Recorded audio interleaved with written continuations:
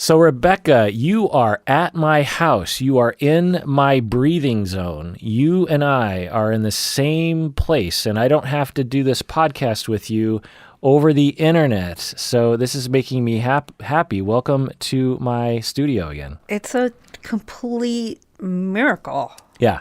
You are fully vaxxed. I am fully vaxxed. And so now we can breathe in each other's molecules. And I said I would immediately blow out a birthday candle in your face, but I didn't do that. Show some restraint. So we have a bunch of emails from the listeners regarding gender. What do you say we answer them? And I came with some questions too. Good. This is the Psychology in Seattle podcast. I'm your host, Dr. Kirk Honda. I'm a therapist and a professor. I'm Rebecca Bloom. I'm a therapist and I podcast once a month with this guy here. Yeah. And I make art. I'm currently 4 cards away from finishing the 4-year-long tarot card project. I can't tell you how happy I am right now. I have not recorded a live podcast in person with anyone because Berto isn't fully vaxxed yet. Bob will soon be. And I haven't even really hung out with other people much. And I when you came in the house, I was happy. But now that we're actually recording, I'm like really, really happy that this is happening. It's so much better. I mean, talking over Zoom absolutely stinks. Yeah. Well, we're not even Zooming when we're podcasting. We are just right. We're just audio. Like we're on the phone or something. Yeah. And so I can't read you, and you can't read me. No. And what if I'm totally off, and I don't know? And what if your audio system absolutely is janky? Which it always is. Yeah. So let's get into it. All right. These first questions have to do, anonymous patron says, I often feel discomfort when men talk to me. I feel like my personal space is being invaded and I'm being depended on without my permission. I somehow always assume men have ulterior motives and have romantic feelings for me when I have no idea necessarily. I've talked about this with my therapist before, and she basically just told me that it's common for women and we can work through this. But I feel like an object up for grabs to meet men's sexual needs. Is this common for women? Could this be some sort of trauma response? Rebecca, what do you think? Well, I mean, some women are socialized in that way to feel like they have to meet men's needs, or if they were just, I mean, I would ask the opposite. What would happen if you immediately set a limit and said, hey, I just want to be friends? What would that feel like? I always am kind of interested in the flip. But you are playing out a really common dynamic, which is that most women feel like their sexuality is kind of available. And I've been watching Westworld. I know I'm super late to the game. I'm only 4 episodes in.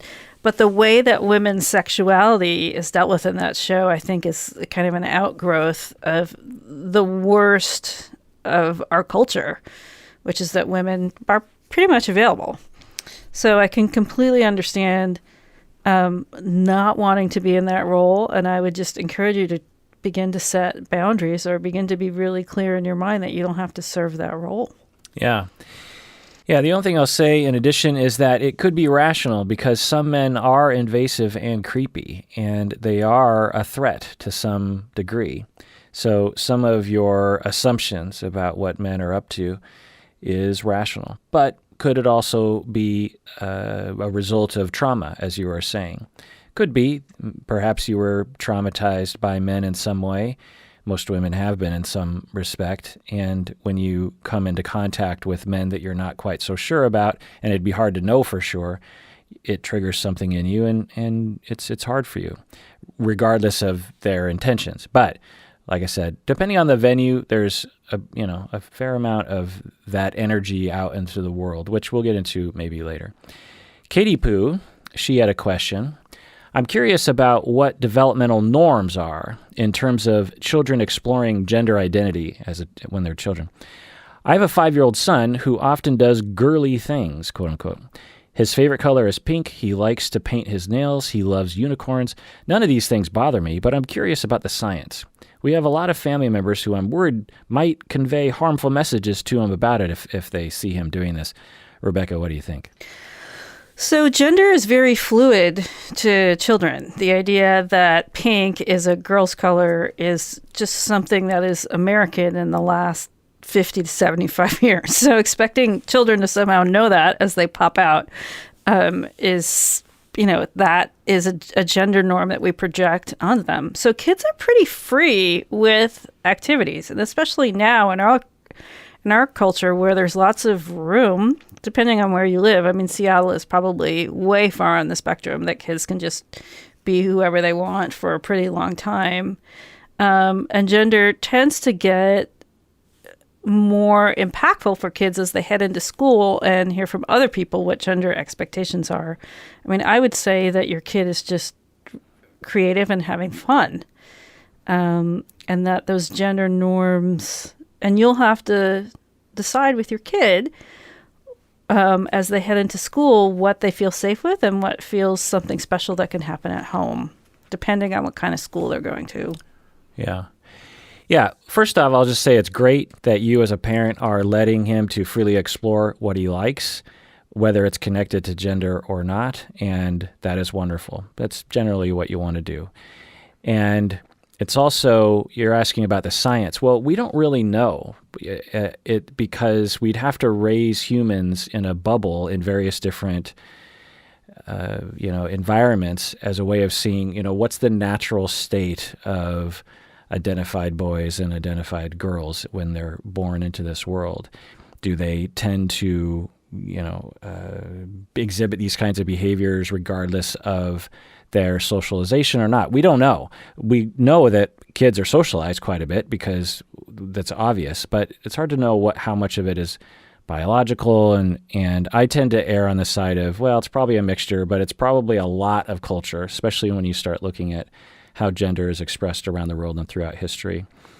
So we don't really know. It's hard to know the quote-unquote science, but it's good that you're letting him explore. Now, you're also asking, what should you do about family members who you're worried might convey harmful messages to him about it? That's hard to say. Maybe have a talk with them beforehand. I don't know. Trying to get people, particularly people who are indoctrinated into a particular political agenda, trying to get them to adopt a notion that it's okay for young boys, a 5-year-old boy, to play with pink and paint his nails. I mean, you could find it impossible to convince some family members if they leaned politically a certain way. I mean, it would just be an impossible task. So that's a really tough situation, because you could try to convince them, and even if they're on board, they might not be really on board. And then what kind of messages are they going to tell the kids? But then, of course, you want your kid to have exposure to extended family. I don't know. That's a tough one. And there's tons of resources if your child is presenting outside of gender norms. There's Rainbow Kids and all kinds of stuff to support you and your family having ways to socialize where your kid can be exactly who they are. Mm-hmm. I was thinking about what's an early gendered story for me. And I remembered that, so it is Thanksgiving 1986, 85. And I am wearing I wanted to wear a pink skirt, but then I wanted to wear my white heavy duty basketball shoes. And this is when basketball shoes were like leather and big and clunky.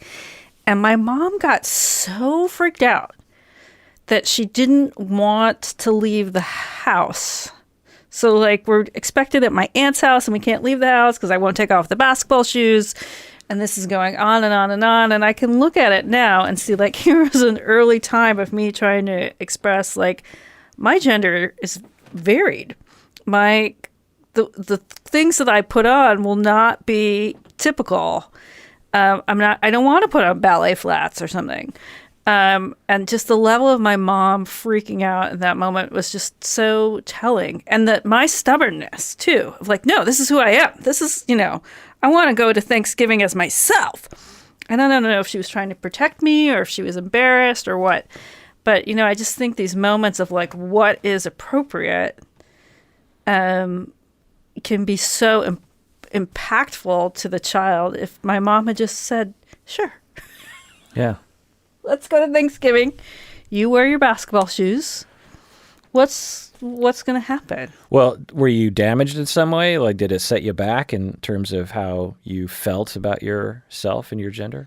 I think that I think it probably damaged our relationship, my relationship with my mom. But I think I continued to like walk that line of like, I'm going to do it femmy, but a little bit masculine. And like, that's who I am and that's okay. And by 15, I was already, that's actually when kids kind of begin to really solidify a way of dress. And I can see from your wall a style of music. Yeah. So just a side note, I haven't had anyone else in my office in the past 15, 16 months. And during the pandemic, you're bored, you can't do anything. And so a lot of my time would be perfecting my wall of narcissism, which is all the things that are important to me, various different albums. If you've ever done a cameo with me, actually, you can see it. And I did a whole YouTube video about all the things that are on my wall. I've actually added more things.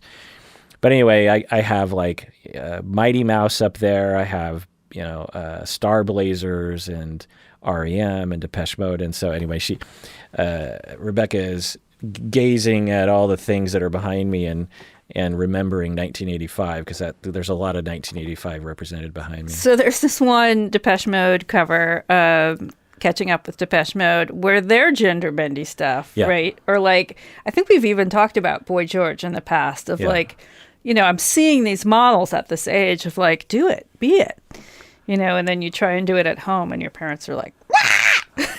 Yeah. All of society is collapsing. Yeah. Okay, so we have a bunch of questions about men's socialization, a bunch of questions about women's socialization. So we'll go back and forth. First question about men is, why are some identifying guys afraid of commitment? What do you think, Rebecca? Well, this goes into like a heavy misogynist thing that men are taught there's always something better out there for them. This is actually the biggest fight I have gotten in with a family member, was when he said to me he would only date, quote, attractive women. I was like, what? You yourself are not that attractive. Like, there's a way in which men have been socialized that there's always something like better out there, or you see this with men consistently marrying younger and younger women. There's something kind of younger out there for them. Am I getting off topic? No. So this is, definitely an issue of socialization, that to commit means bringing in that sensitive side, that emotional side, that side that you may need somebody. But having lots and lots of partners, for some people, can allow people to just be really surfacey. Obviously, some people are in very committed, non-monogamous relationships. But for the type of man that I am thinking of, high school quarterback, they are afraid of intimacy, of getting deeper, of going beyond the surface. And so therefore, sometimes they just keep moving to keep things at it's serial monogamy is another version of this. Yeah. I was captain of the football team, right? Kirk, you've come a long way. Maybe this is part of my healing, is to be with you. I'm just joking. But yeah, it's a common thing that men will say, is that they might even admit they're afraid of commitment, or they don't want to commit. Or women, heterosexual women trying to date men, will run into a lot of men who don't seem to commit. And the very cliched conclusion analysis is, they're afraid of commitment. Well, there's a lot of different reasons. One, some of the reasons Rebecca said, and I'll, sort of echo them, of when you're being told by society that to be a proper man, you have to have a super hot, very visually attractive woman on your arm, which defines you as a man. If you don't have that, then you're less than. And if you suffer from a lot of traumas and self-esteem issues, then you're really going to focus on that as a way of gaining false self-esteem, which of course never works, right? And so or the game of trying to rack up as many scores on your scorecard, and that is a false chase as well. Of if I can just bag as many babes as possible, that means I'm a good man, because that's what I was taught, And just to interrupt there, for the male clients that I've been with who get into looking at that behavior, there tends to be so much sadness that there was so much lack of connection, that, they didn't get what they wanted. Right. So the conclusion that men are afraid, or some men are afraid of commitment, that's actually not the way I would phrase it. They're being socialized to do something else that trumps or, eclipse their drive to attach and quote unquote commit. And so it's not that, and so that's one angle. The other angle is that, when you're young and dating, a lot of people don't want to commit. It's hard to find a right match regardless of gender. And for whatever reason, when it's heterosexual men who say, I'm moving on, they're afraid of commitment. If it's a woman that says, heterosexual woman says, I'm not really into this, I'm moving on, it's somehow framed differently. It's not framed as the woman is afraid of commitment. It's she's discerning, and for men, they can't be discerning. It's sort of a weird conclusion there that I find sometimes. The other is that there's a lot of socialization for men not to be, pee-whipped, as they call it, right? That you can't be... I got confused there, but now I understand what the P... Yeah. We're trying not to swear in the podcast anymore. And so... Thanks for telling me now. Yeah. And so if you are... And I remember in high school and college, there were a lot of accusations and making fun of people and rejection of fellow friends if they exhibited any kind of behavior that was commitment to a woman. Put their girlfriend first, say, right, over their friends. Or even mildly, even right, if it was just once a week, it was like, you're, and it was... I have a very interesting story about this. Tell me. Well, this was definitely my experience in high school, was the one long-term partner that I did have. His friends were so awful. And I think it was that message that, I was getting in the way of their senior year fantasy. And it was downright bizarre.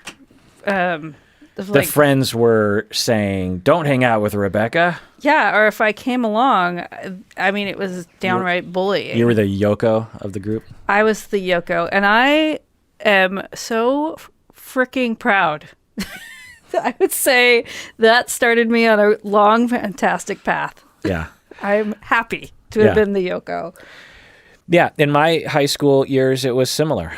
It was a combination of toxic masculinity policing and also a bit of normal desire to retain friendships. Because, when you fall in love truly and you really dedicate yourself to a relationship, your friendships usually drop off a little bit, right?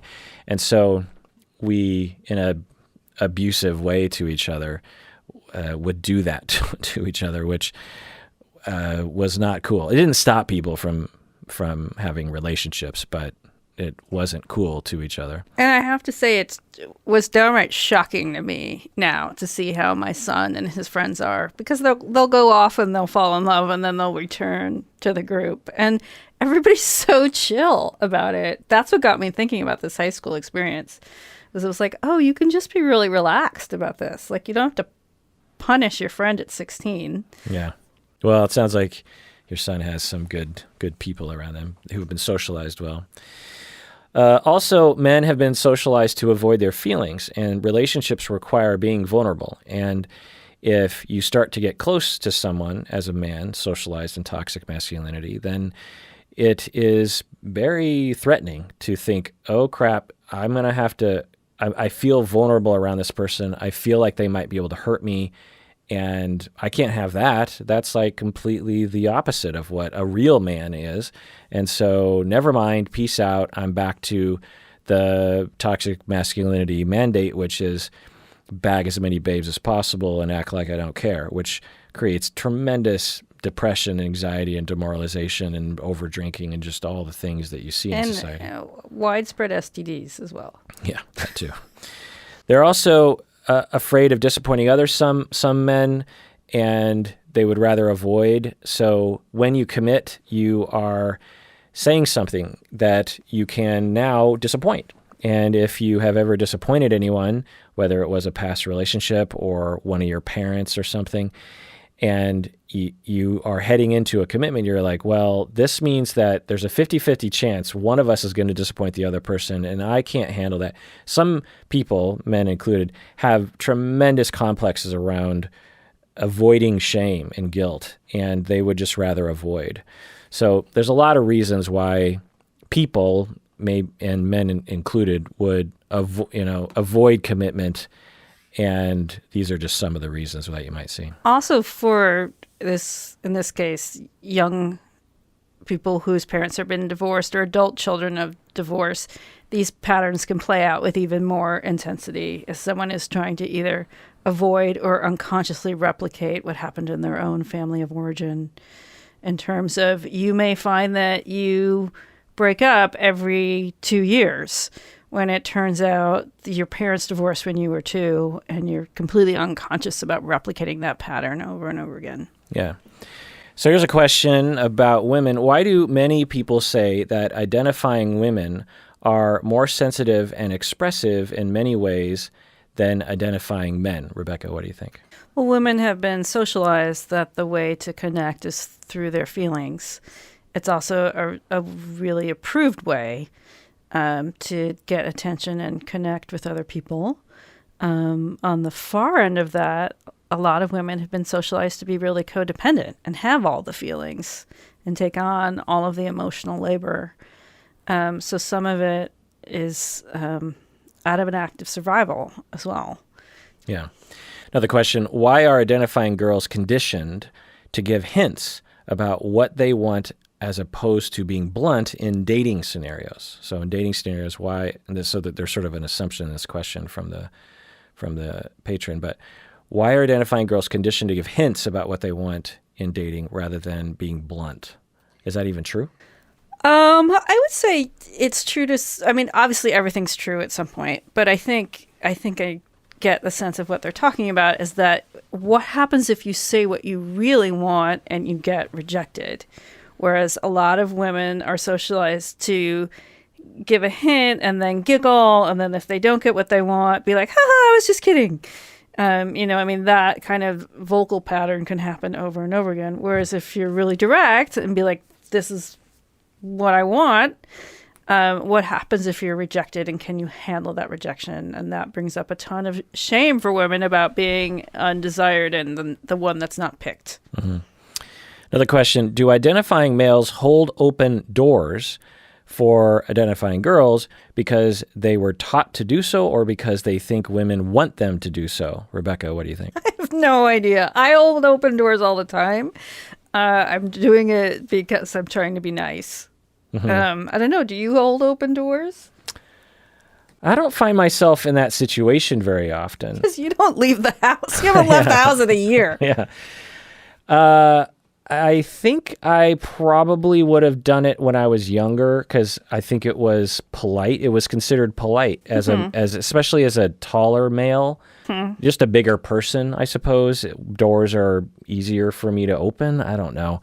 But as I aged, and I think as I entered into a society in Seattle that was just less that way, I find myself not doing it very often. But if it comes to a situation where, like if I was with a colleague at work and we were both heading to a door, I don't think because there's various different ways to open a door for someone, right? There's the whole flourish of like, you run ahead of them, you fling the door open, you hold it. And actually, I do this for my older relatives. That's actually a thing in Japan, in Japanese American culture, is you don't let your elderly grandma or your elderly aunt struggle with a door of the restaurant. You don't do that to her. You run ahead, you open the door, and actually the whole procedure in my now I don't think I've ever actually verbalized this, is it has to be a man who opens the door, and you don't just open, because it's usually big family functions where there's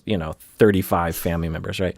And so it makes sense that when you're walking in the restaurant, the all you can eat Japanese food restaurant, how can I sneak into this family function? Yeah.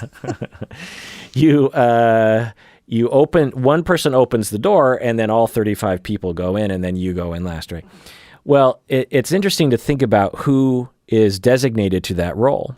Because when I was 18 and 25, I was definitely in that demographic, right? I was a male, I was young, I was, bigger, I was considered stronger than other people, whether or not I was or not is debatable, but that was the role. But now that I'm 50 years old, am I now one of the elderly people that's supposed to be held the door open for, or am I in the whole, which one am I? Well, and could a female or femme identified cousin open the door then or now? Yeah, totally. But it would be really weird if my sister, who's around my age, opened the door for everyone and no one stepped in. Like if my sister was opening the door for everyone, one of the designated males would be expected to say, no, I got it. And even like say, no, I got it. Go ahead. Really insist. It's sort of a weird thing, but I think at least in my family, I don't think anyone's insulted by that. But at work, I wouldn't do that. Well, and this is making me think when we were traveling with our son, he was 13, maybe an inch taller than us, but in Croatia and Turkey was perceived as the head of the household. And all questions would go through him. And me and my wife were just like, you have to be kidding. He doesn't hold the purse strings or the decision-making power in this. But culturally, it was really clear, like, oh, there's the man of the family and the two weird aunties and whatever. There's the man. I'll talk to him. Oh, your son. Yeah. Oh, I lost the string there. So you and your wife are with your son, who is what, 18, 17? 13 at the time. Oh, 13 at the time. And all questions were geared towards him? Often, yes. Wow. 13-year-old child. Yeah, unless from men. And I mean, there were times where we had a female guide or we were with a guide for a long amount of time and then it would come to us. But is it because they hate women or because they don't want to be sexual? No, it's perceived that men have authority. Yeah. For sure. Wow. God, can you imagine? I just lived it. Yes, I can. Yeah, that would be awful. But could you imagine in your relationship, if a very young man was put in power of your family? Yeah. Well, this actually happened to me recently.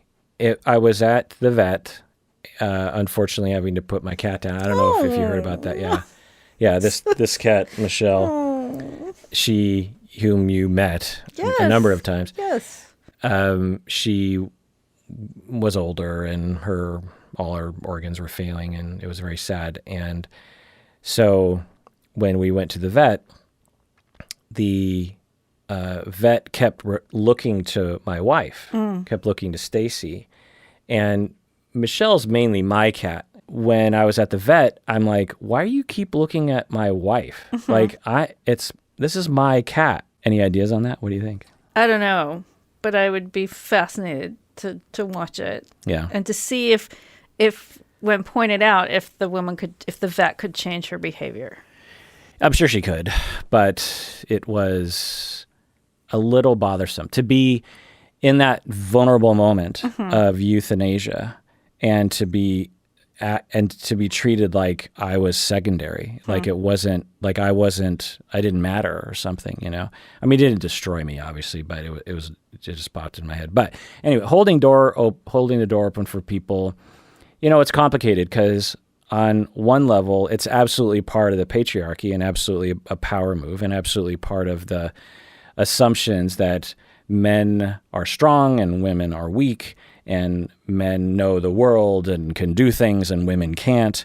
They literally and a man can't. could handle what's on the other side of the door. Yeah. And maybe a woman, she couldn't handle it. Yeah. And as an old person, I remember as a kid being given these kinds of messages that women literally are too frail and fragile to open a door, or to drive a car or to put gas in the car or to take the car to the car wash or something like, or to put up a fence. Like they're too fragile. They're too weak.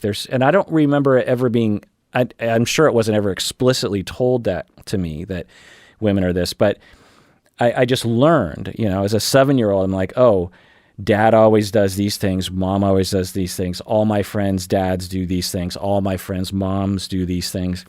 And there's a pattern there, kind of men do the greasy, dirty, heavy lifting things, and women apparently can't do it. And yet somehow they do all the laundry.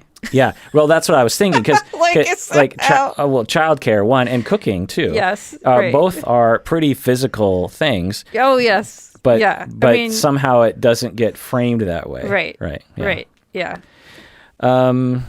Other questions here. Why do some identifying heterosexual guys assume that an identifying girl likes them and wants to date them, even if she just smiles? If says yes. So the question is, I'm walking by. I'm a woman. I'm walking by, and I just say hi or I smile, and the guy automatically assumes that game on. Why do men do that?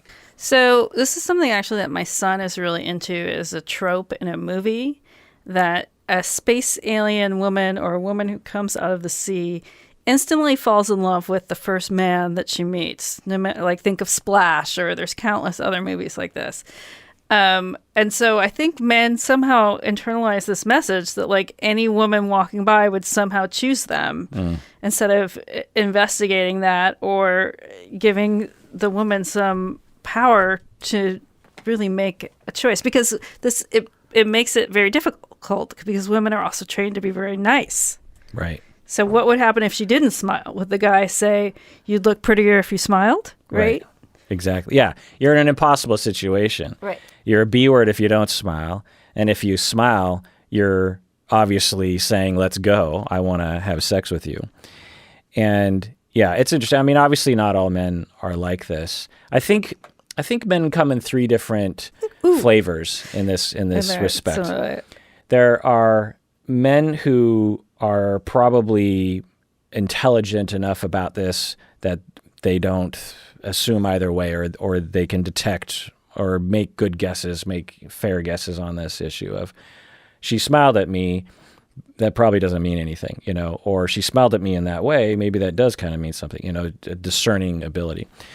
Those are probably rare. The other group of men are men that are what we're talking about, which is they've been socialized to believe that all women are available and are objects for their pleasure and don't have their own minds.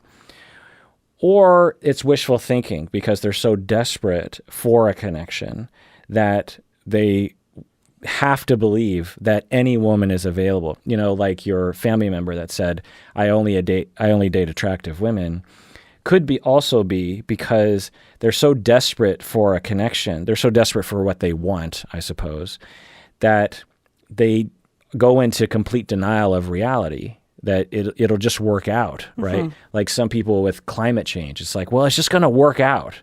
It's like, no, it's not.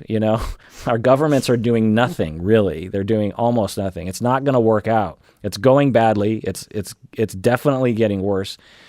So you just go into denial because you're just so desperate. So I think that's another reason. Anyway, so that's that group. And then you have another group of men who are so paranoid, and I think these people are younger than us generally.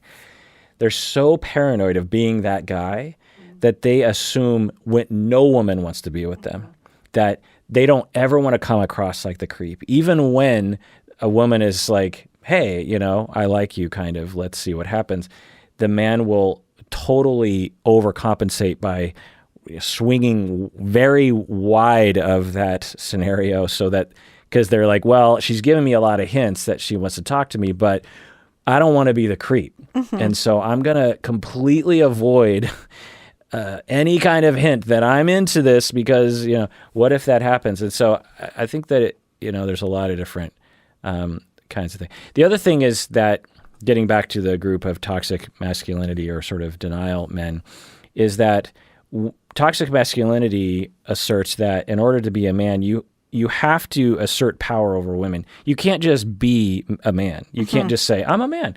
Your definition as a man, your value as a man, is in contrast to, or is in how you contrast your power with women. Power over women, right. And one of the various ways that men will establish power over women is to catcall or to sexualize or to objectify or to hit on. Even if they're pretty sure the woman isn't into it, to do that to a woman it's a mini sexual assault, right? And it's a verbal sexual assault. And that's one way to assert power. Right, and creating a hostile environment for her. So, what are her choices in that scenario? Does she respond back? Well, what will that get her? Does she ignore you? Well, what does that get her? Right. So when you put women in these, or femme people, because it happens to all femme people, you put people in these impossible binds, and basically you're just doing everything you can to take their power away. Right. The only behavior that I've seen that really is satisfying to me, given the lesser of all evils, is when the woman just stops and goes up to him and says, "What? What did you say?" And the guy's there's like, some other options. It's good to throw dildos at them. That's really great. It's also good to walk up to them and say, "Does your mother know that you talk like that?" Yeah. Or just even... That really works in Latin American culture. Oh, really? Say, Yeah.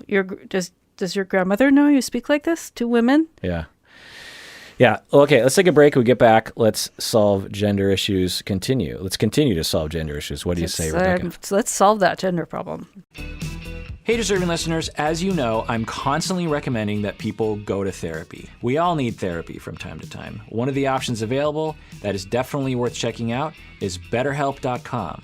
So if you're looking for a therapist, I would give it a try by going to BetterHelp.com/Kirk.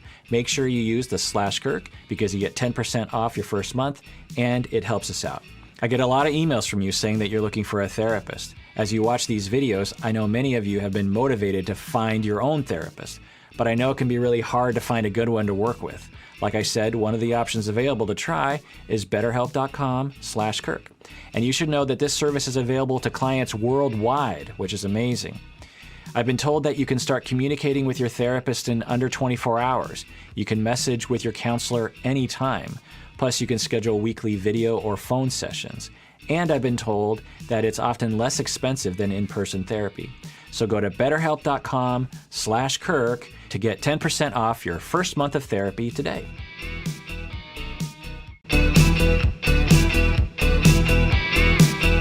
All right, we're back from the break. Rebecca, you have a couple books here. Why don't you tell us about these two books? So I've been thinking about gender for a long, long time, but a lot of my books are really old. So I'm always trying to get the newest and best. This book, Gender, A Graphic Guide, by Meg John Barker and Jules Schleele, Scheele, Scheele.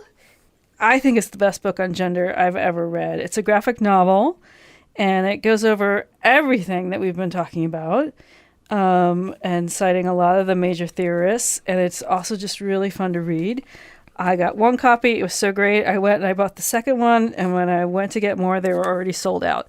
Gender, A Graphic Guide by Barker and Scheele. Mm-hmm. Yeah, pretty cool looking. Probably good for teens and young people.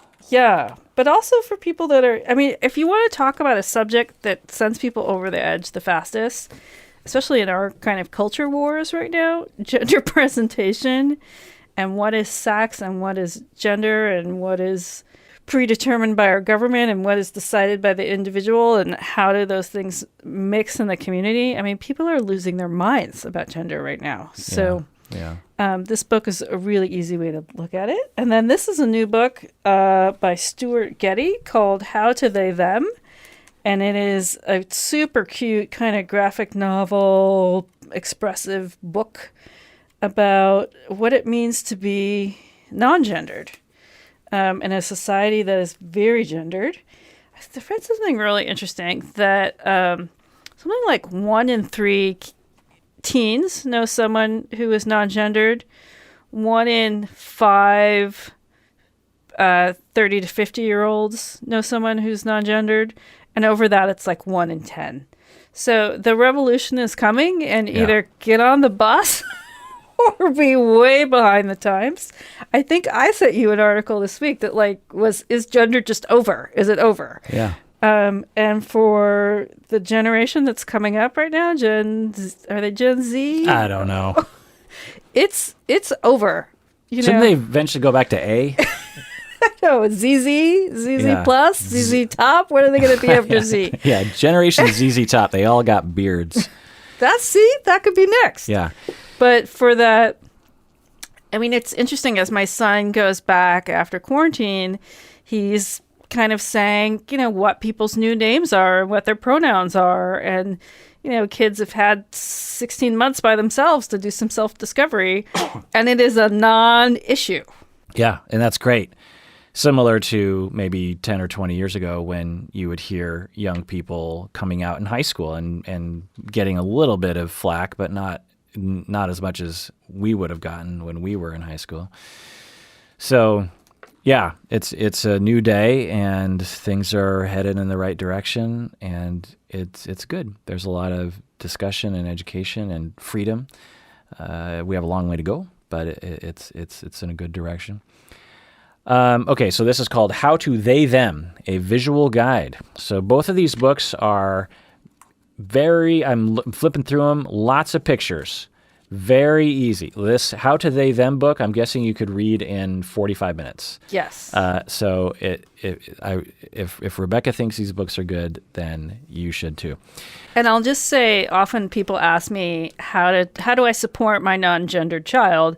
And I will say, get some books like this. Put them out on the coffee table. Just say, this is a house where this conversation happens. Yeah.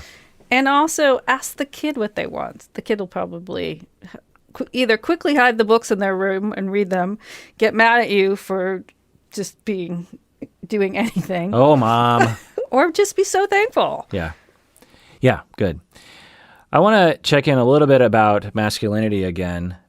For my masculine-oriented listeners that might be wondering, well, what are you supposed to do? Well, what you're supposed to do is investigate masculinity as a thing and hold it up to the light and say, what is this thing? And there are toxic elements in our society, and there are non-toxic elements. For example, I identify as masculine. If we lived in you also present as masculine. Yeah, and if we lived in a genderless world or a truly free world, I don't know how I would have if I was raised in a genderless free world, or let's just say a free world. I don't know what I would have done precisely, but I feel as a 15-year-old male, I feel extremely comfortable identifying as a man and doing male things, hanging out with dudes and doing dude things, throwing knives at a tree and crap like that, playing poker until 2 a.m. I don't do them because I'm trying to assert my manhood, but I am fine with it. And the point of the discourse regarding masculinity is not to eradicate it necessarily. If you want to personally eradicate it from your life, that's fine. But there is a place in positive masculinity that you can go to. For example, the masculine ideal of helping others, of being helpful. When I open the door for my elderly relatives, that is a masculine thing. Do I force it on people? That's toxic masculinity. Do I give off a vibe like women can't do anything? That's toxic masculinity. If I offer lots of help, like helping my aunt carry something that's heavy, if that's my role, and that makes me feel good and it helps her, then that's positive masculinity. I'm not harming anyone in that instance, but I am expressing my masculinity, and it feels, I'm not analyzing it in the moment, but I would feel less of a man if my aunt was carrying something heavy and I didn't offer to carry it, for her. So there are elements of masculinity that you can engage in carefully and feel good about being a man. We don't when we talk about toxic masculinity, we're just talking about the parts of it that harm others and harm society and harm ourselves, for that matter. We're not talking the other manliness. Truly manliness thing is to be courageous, is to be able to face fears, not to deny fears, but to face them.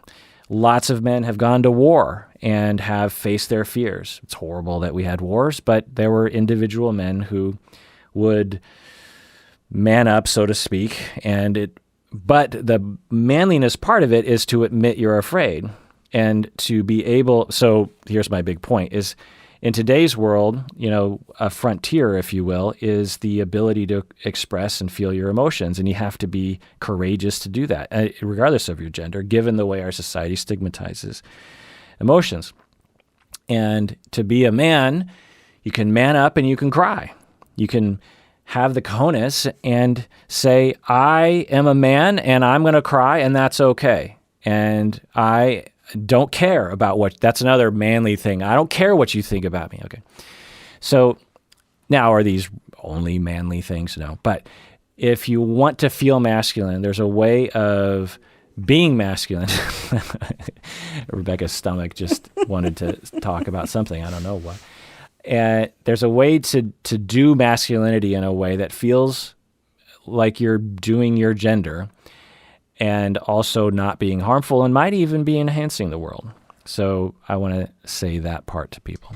So then should I talk about toxic femininity or Sure. performative femininity? So that would be when women are told that there is one way to be, and they have to be the best at being the hostess with the mostest, and they have to first off, they have to have children, and then they have to raise the most perfect children.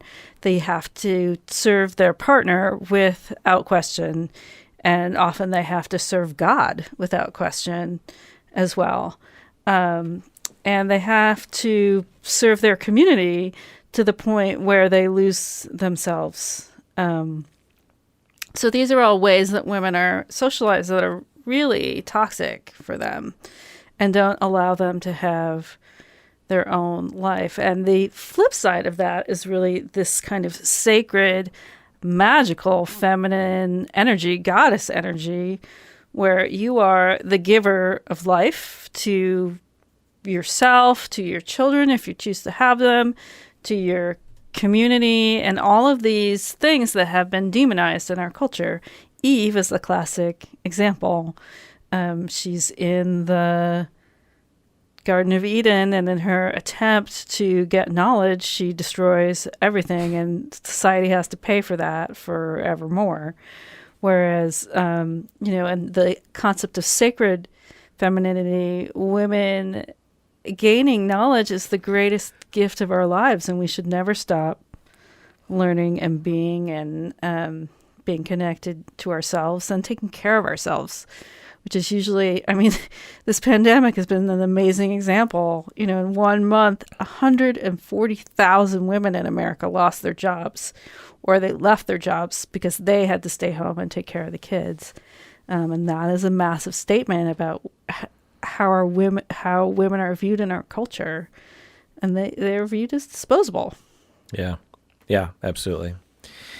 Allie on Discord said, what can we all do to diminish gender stereotypes and sexism in our society? How can we support people expressing their gender without pushing them into harmful boxes like toxic masculinity? Rebecca, what do you think? How do we change our society? I think of Cat Stevens. If you want to be you, be you. And if I want to be me, be me. It means giving people permission to do things differently than you were socialized it was okay. So we haven't talked about Lil Nas X yet, but I think we should. Okay. So we are right 2 weeks away from when he debuted his new video, where first he is a femme in the Garden of Eden and is seduced by a snake. Then he's on some kind of trial by Greco-Roman French foofy wig people. And then he goes down to hell with thigh highs on and boxer shorts and nothing else, and seduces the devil, and then has sex with him, and then kills him, and then puts his horns on his head.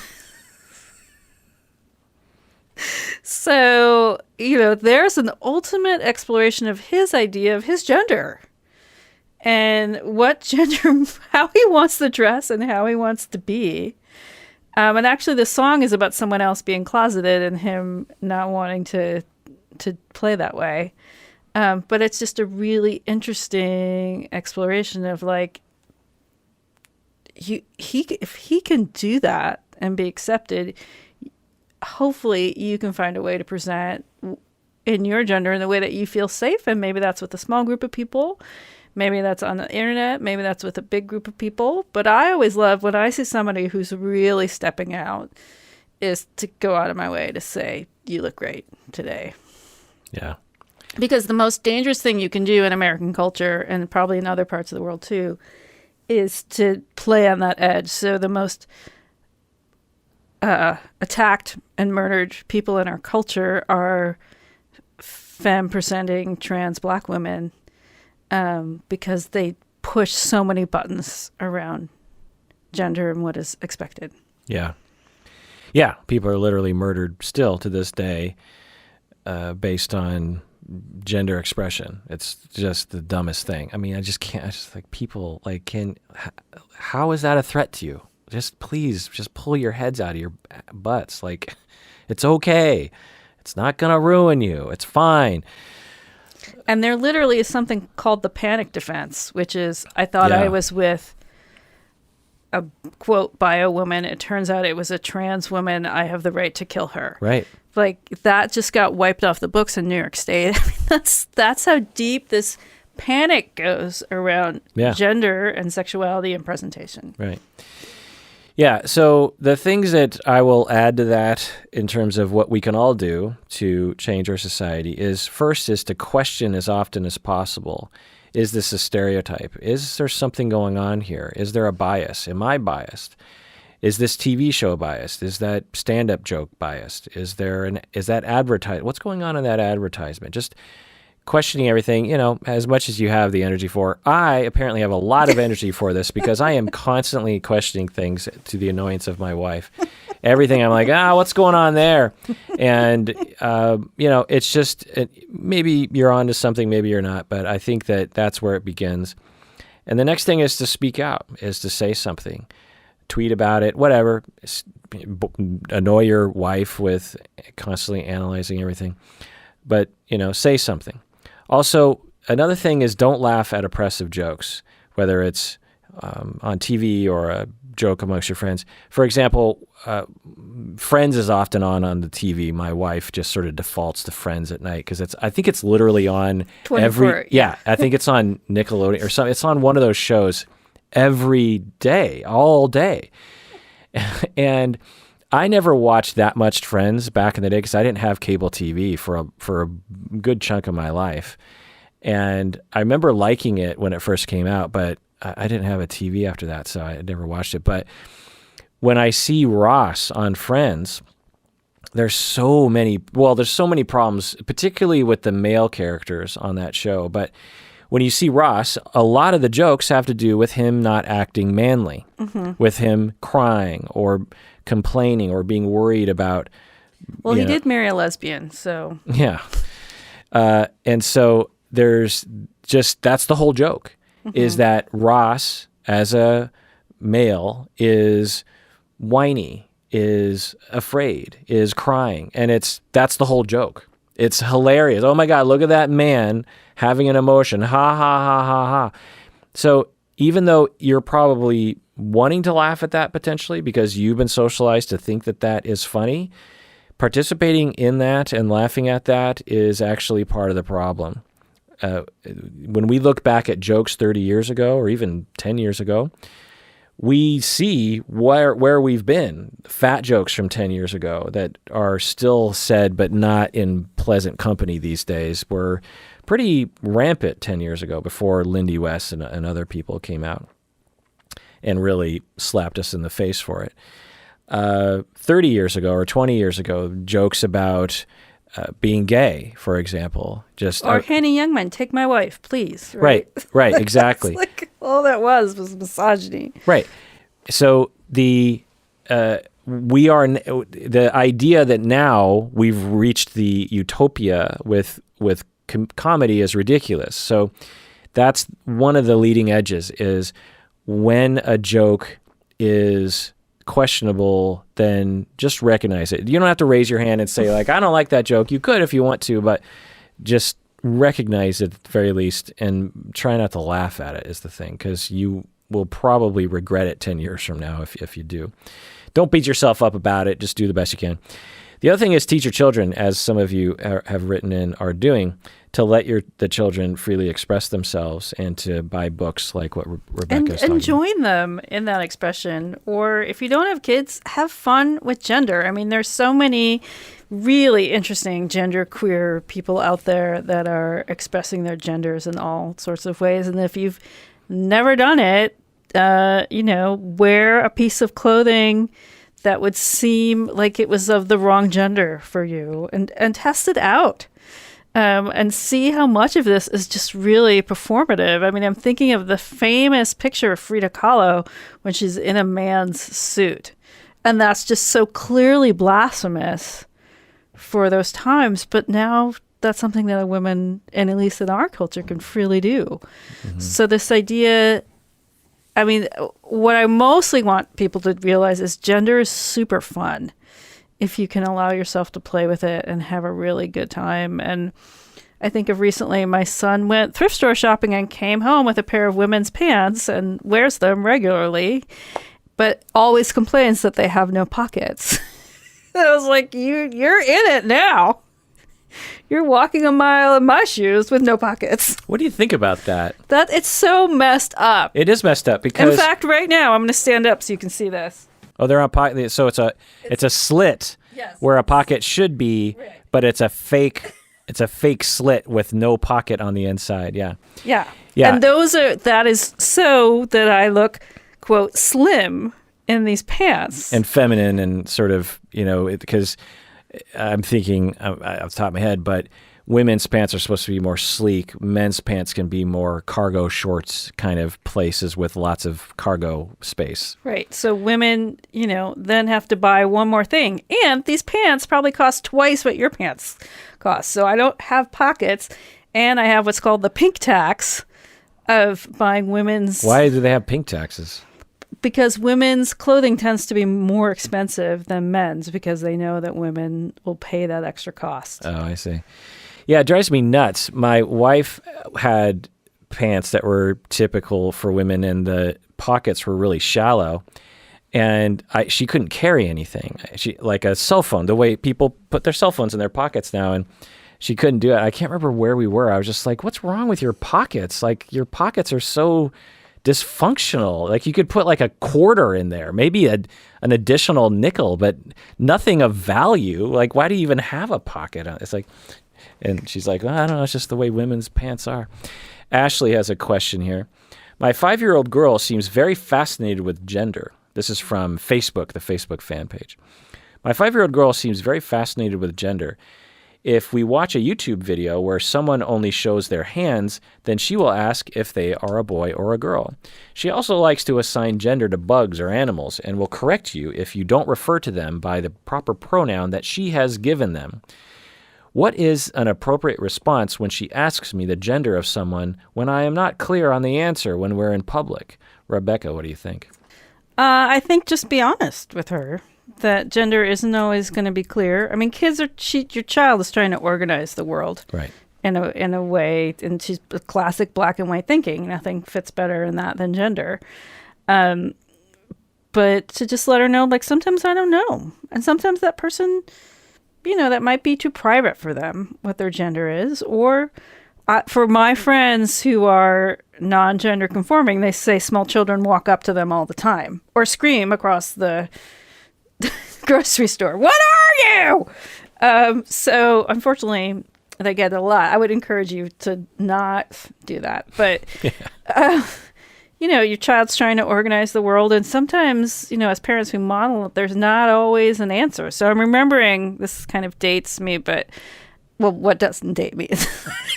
That's when I'm wearing pants that have sewn-on pockets. So we usually didn't watch American Idol, but there was a season that, for us, clearly had an openly gay contestant, and that was Adam Lambert. He wasn't in that way that, like, every gay person knew that he was gay. And my son loved him because it kind of reflected the world that we lived in. And we called him a little bit gender bendy. And so we had a name in our family for a third gender, basically, which has helped him organize his world because we have so many people in our lives that are non-gender conforming. So you might introduce that to your kid, and they might fight you because that's what kids do. But, there are ways to kind of talk about this. You might get this they, them book. Yeah. Look through it. Yeah. The only thing I'll add is that children will at some point pick up on the importance of gender in our society by all the cartoons and watching us behave. And as Rebecca was saying, children try to organize their life. They try to master things when they feel like this is a very Piaget thing. It's like as soon as they're able to begin to master something, they become kind of obsessed. It's the way like a 2-year-old will be stacking blocks because they'll just incessantly do that all day long or for a long time because they're not great coordination-wise at stacking the blocks, but they're just good enough that they want to try it until they master it, and then they can put it aside. They don't need to do that anymore. Or kick it over. Or kick it over, right? That's another mastery that they're trying to master. But gender or society or how people operate or the unspoken rules, children at some point will realize, oh, there's this whole thing called gender, and I'm a girl, mommy's a girl, daddy's a boy, and what am I supposed to? And so they're trying to figure out how the world works, and that's okay. And part of that, you can help the kid by becoming their generation, which is to introduce the idea of non-binary. Now, it might be kind of weird as they start to ask about animals and whatnot, but at least you can do that for humans. And animals may not be as gendered as we want them to be. Like I have a Mochi who is not here with us today, but is 15 and doing fine at home. Wow, 15. Cheers. Cheers. To Miss Mochi. Yeah. So she pees like a traditional male dog would pee. And I'm guessing because she was on the streets and that's what she saw male dogs do. But you should see people freak out in the streets when they're like, but I thought she was female and she's peeing like that. And it's just kind of a classic example of like people can get really tripped up on gender. Really? Yes. Why? Because people think because I'm a lesbian, I trained her to pee different or something. And I'm like, this is just who she is. She's a non-gender peer. She also pees in crow, though she also pees just on 2 legs standing. I don't know. Anyways. But you start Wait, on 2 legs? She can stand up. I think because she's a little dog and she wants her pee to be higher to make other dogs think she's bigger than she really is. She stands up on her back legs? On her front legs. On her front leg. Oh, I've seen dogs do that before. Yeah, that's hilarious. Yeah. They'll try to pee higher up on the wall. Yeah. And they'll do a handstand and they'll sweep the pee across the wall. So you think that's because they're trying to seem like a bigger dog? Yeah. That's hilarious. More territory. Well, and also if someone sniffs it, they're like, "Well, this is 5 inches up the wall. This dog must be a big boy, a big girl." That's hilarious. All right, Sonia on Facebook fan page, she says, "Could a person subconsciously seek out a therapist of a certain gender because they somehow need the corrective experience of a person who represents that gender?" All the time. What do you think? Yeah. Yes. Do people seek you out for a corrective experience? I think so. I think especially for my male clients, but also female clients and non-gendered clients who've had crappy moms, I definitely become a reparative, good enough mom. So I have another question here from the listeners about women. Why do identifying females cross their legs when they sit down? because women are trained that they are tempting men, and to cross their legs is to not give access to their vaginas, basically. It's a Puritan holdover about how for women to be told that they're not sexualizing themselves, when really, they're no matter how they're sitting, they're not sexualizing themselves. Right. The way I am sitting right now is not sexual. No. And if I crossed my legs, would it be any less sexual? Yeah.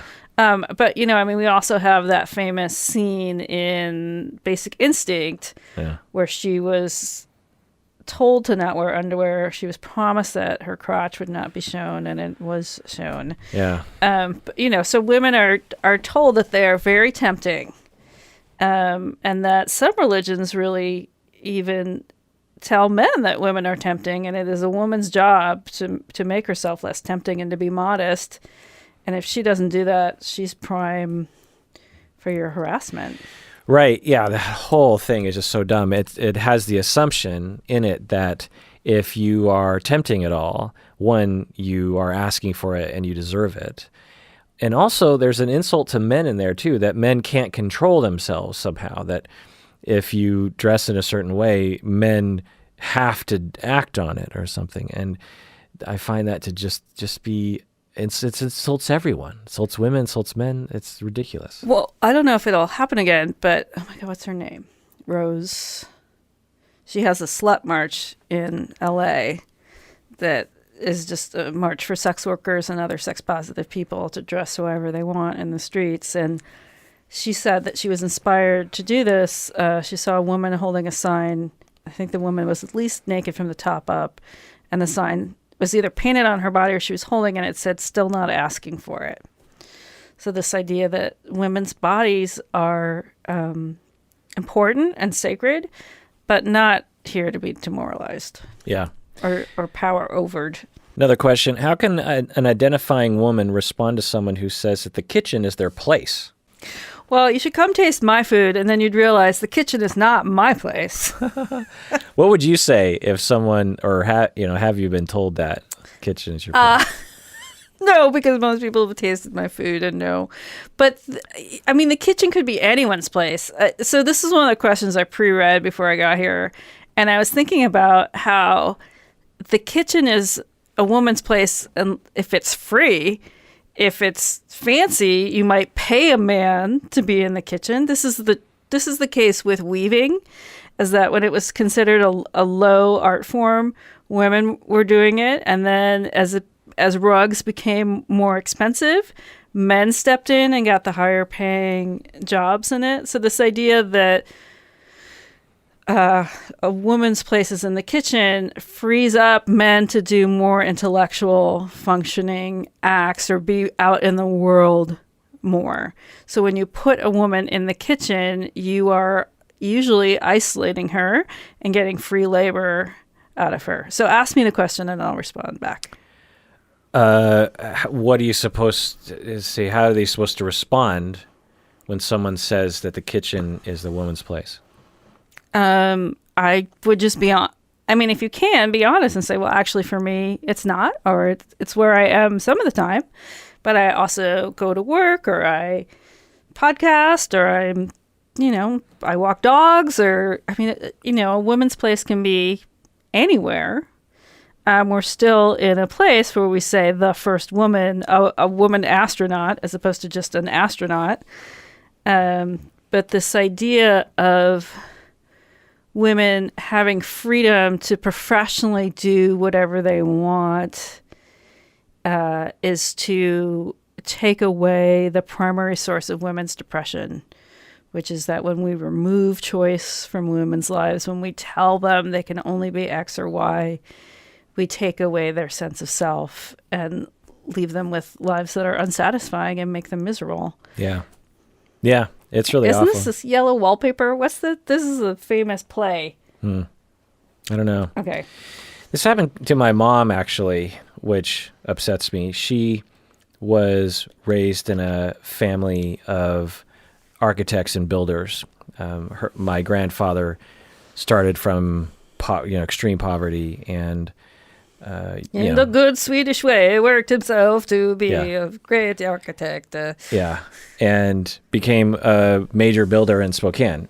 Utilized his white male privilege, but also worked really hard. And he had 5 children, and 3 boys and 2 girls. And I won't go into full details, but my mom might have been the best person that he could have passed on the family business to. Mm-hmm. But it was assumed that she was just going to be a housewife, and she had assumed that as well. She had thought for a bit about being a child psychiatrist, actually, or a child psychologist for a very brief college stint at Wazoo, but she just never thought. And then later on when I was, talking with her, I'm actually doing these documentary type interviews with my parents, and this is part of it. I don't know if I'm ever going to release it. I'm just basically doing it for my own benefit, for my family's benefit. But at some point it became clear that my mom, she's very smart. She thinks of herself as smart. She feels like it was completely lost potential because she was a housewife primarily and never really thought about other things, wasn't allowed to think about other things. She eventually had her own daycare business, but that's a pretty feminine, business, and maybe not her initial love. I'm not quite sure, but she really liked it. She really likes kids. Anyway, another thing that comes into mind about women in kitchens is that early in my life, I remember thinking, Thanksgiving, why are all the women in the kitchen and why are all the men in the living room watching football? I didn't like that. I didn't know why. This is before I was a therapist. I just knew I just didn't like that scenario. It felt, I've always hated being pigeonholed. I've always hated being forced to do something. And so I would purposely hang out in the kitchen with my mom and my sister and my aunts. And there's always a lot of fun going on in there. There was fun going on in the football room too, as well. But the kitchen, amount of free labor that's occurring in that kitchen. Right. Yeah, but sometimes you want to do something. And if the men don't clean up, right? So the women do all the work and all the cleanup, and they get to sit and watch TV. Yeah. Yeah, but the men put they work oil all in the day. car 5 months ago, so that earns the right. So that's one thing I'll say. The other thing, what was I going to say also Well, about let me kitchen? just say about my mom, because my mom's story is an interesting contrast to your mom. So my mom was born in 1941, was very, very smart, skipped 2 grades, was the editor of the school paper she must have been like 15, much younger. She goes to college, and what is she tracked to do but to be a teacher? So it's interesting. I mean, if we knew a kid now that was functioning at 2 grades ahead, they could become a teacher, or they could become an engineer, or they could become any number of things. But in my mother's generation, women who worked outside the home, you had a couple of choices. You could be a teacher, you could be a nurse, or you could be a secretary. Right. And that's, there's a whole lot more options, and a whole lot more things get better if we have women doing them. Like when we have women designing pants, they put they put pockets. Yeah. So the other thing I was thinking of about the kitchen thing was when I was young, you were talking about cooks and how, or weavers. And I remember very distinctly, I was probably 8 years old. I remember I was lying in bed before falling asleep, and I was thinking about all the different professions and how gender played into it. And I thought, okay, and this is the 70s. So I thought, okay, well, women cook, but the best cooks are men. How does that happen? Right. I remember thinking like, for my dad to cook, that's silly. But to be a chef. But the best cook in the world on TV is a man. Yeah. So how does that work? I remember thinking that, like, even among the things that are for women, the There's best of money to be involved. Yeah, the best of them are men. I remember thinking that a lot. And I remember actually, just this is a side note, related, that this was when Muhammad Ali was kicking ass in the mid-'70s. And This was first grade, and I'm hanging out with my friends on the playground, and I remember, because we've told this story, because I'm the guy.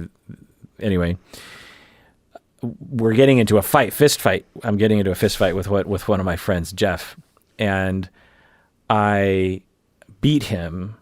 I mean, for a first grader, I held him down. You know what I mean? I was probably bigger than him, and after the fight was over, it was like there was talk about it. And I said, well, I obviously won because I'm browner than you. And because I grew up in an all white neighborhood. And so I'm pretty white myself. And I'm pretty light skinned for a part Asian person.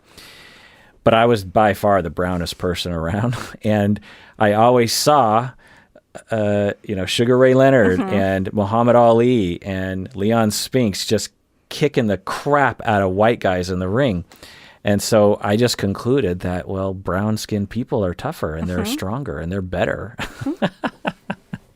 And then 30 years later, we still, would joke about that. Like, remember that time when you beat me up and you said it was because you were browner? Remember that? But the point is that as a child, we pick up on these things, and without any kind of guidance, you just come to these conclusions. And without someone helping you with that, then it's hard. Now, with our society today, there's some improvements, right? So I remember, maybe I've already told this story, but I learned somewhere early on, like in 9th grade, that men speak first. It's still true. I was just in a writing class where there was 3 men and 7 women, and oh my God, the men took up so much of the space. It was shocking.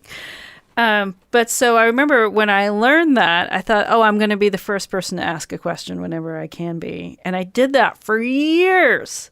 And it was always shocking to me that like the next 4 or 5 questions after me were always boys or men. But, there are those early moments where you hear like, there's another way to do this. Yeah. There's multiple ways to be. You can be female bodied and be really, really loud and intelligent. And you can have a lot to say, and that's okay. I mean, it meant that I had no dates in high school, but I definitely had a very strong identity from a really early age. Yeah, you'll be potentially labeled a B word, or you're bossy, or like the book by Tina Fey that is above me, Bossy Pants. Actually, I don't know if you noticed, but a lot of my favorite books up there. Yeah, you've got Amy Schumer, Amy Poehler, Tina Fey, and Lindy West, and Laura Graham from Gilmore Girls. Amy Poehler is one of my favorite people on the planet. Her character on Parks and Rec. Yeah, we're watching it right now. Yeah. You're watching? Have you seen it before, or are you watching I'm not a big fan of it, but my son is super into it, and so we're watching. He's into it. Okay. Wow. Go Eli. Yeah. Parks and Rec is one of my favorite shows of all time. The first season. So let's talk about this to kind of get into it, but once it gets into it, it's so good. Aziz Ansari's character on that show, is when it's total toxic masculinity. Yeah. But I think it's so interesting that when he was accused of being sexually inappropriate on a date, he sounded just like the character that he played on that show. Really? And now that I see it, I'm like, how come no one talked about that? Like, he's like, hey, this isn't who I am. But come on, Aziz. At least you could have said, I know I played that gross character on that show and I put that energy out into the world. These are the things that I think about. Yeah. Everybody's like, whatever, Rebecca. But it's very interesting. Gender on that show is very interesting. I mean, Amy is classic, hyper feminine do-gooder and really limited by that. Mm-hmm. Yeah, and then you have Ron Swanson, who's the ultimate man. So we just have a few other questions that actually aren't necessarily related to gender. Do you want to get to those, or do you want to save those for next time? Let's save this for next time. Okay. I haven't seen anyone in a year and a half, and we've just talked for an hour and a half. So. Yeah. All right. Well, Mama's tired. Yeah. Yeah. Well, that does it for that episode because Mama's tired. And everyone out there, please take care of yourself because any moment you're going to be double vaccinated, show up for that second appointment, make it through all those side effects, make it those long 2 weeks, and then you get to sit across from someone that you've missed a lot and just have a blast.